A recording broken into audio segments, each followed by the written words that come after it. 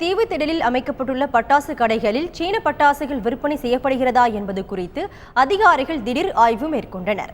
இதுகுறித்து கூடுதல் விவரங்களை தருகிறார் எமது செய்தியாளர் கோகுல்.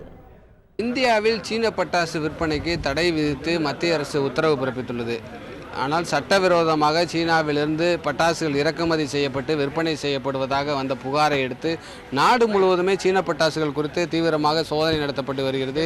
தமிழகத்திலேயும் சீன பட்டாசு விற்பனைக்கு உயர்நீதிமன்றம் தடை பிறப்பித்துள்ளதை அடுத்து ஒரு 42 சிறப்பு குழுக்கள் தமிழகம் முழுவதுமே அமைக்கப்பட்டு இதுபோன்று சீன பட்டாசுகள் விற்பனை செய்யப்படுகிறதா என சோதனை செய்யப்பட்டு வருகிறது.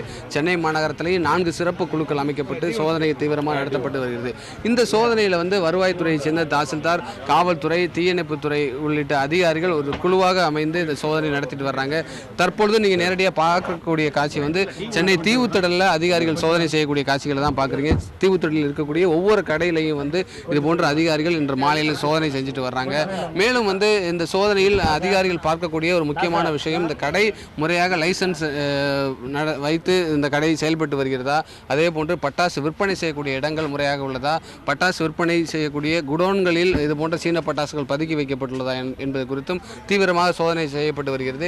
தற்பொழுது நீங்கள் பார்க்கக்கூடிய இந்த கடையிலிருந்து சீன மொழியில் இருக்கக்கூடிய பட்டாசு பெட்டிகளை தற்பொழுது அதிகாரிகள் கைப்பற்றியிருக்காங்க. சீன மொழியில் இருப்பதால் இது சீனாவிலிருந்து இந்த பட்டாசு கொண்டு வரப்பட்டிருக்கிறதா என சந்தேகித்து அதிகாரிகள் இது குறித்து விசாரணை நடத்திட்டு வராங்க. பெட்டி பெட்டியாக இந்த கடையிலிருந்து சீன பட்டாசுகள் என சந்தேகிக்கக்கூடிய பட்டாசுகள் பறிமுதல் செய்யப்பட்டிருக்கு.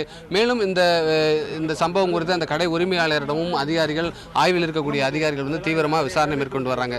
இன்னும் தீபாவளி பண்டிகைக்கு ஒரு வார காலம் இருப்பதால் பட்டாசு விற்பனையும் சூடுபிடிக்க தொடங்கியுள்ளது. ஆகவே தற்பொழுது இது போன்ற சோதனையும் அதிகாரிகள் தீவிரப்படுத்தி தமிழகம் முழுவதுமே குழுக்களாக பிரிந்து தீவிரமாக சோதனையும் நடத்திட்டு வர்றாங்க. தந்தி செய்திருக்க ஒளிப்பதிவாளர் சகாயராஜுடன் செய்தியாளர் கோகுல்.